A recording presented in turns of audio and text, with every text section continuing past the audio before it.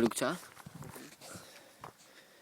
Значит, bună ziua. Noi sнимаем видео cu noi numărul Șerpi. Eu și Denis. Botul lui Șerpi. Ajunge că mă murcă, mă dracu. Asta e tot Șerpele. Vă arătam полный вид lui Șerpi este. Mai înapoi, corect. Asta e tot Șerpi. Și asta încă capul meu de mate am tăiat, el așa mult mai lung. Așa. Vezi bila lui, nu e un... Fac! Bila lui.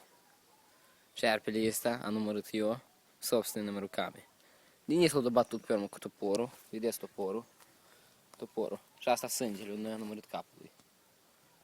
Șerpele ăsta noi, după șerpele ăsta noi hotele 50 de minute. Dar noi l-am numărat.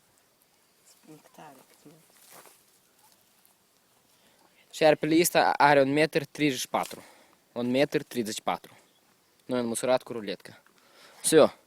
Это был Рома и Денис. Нафиг.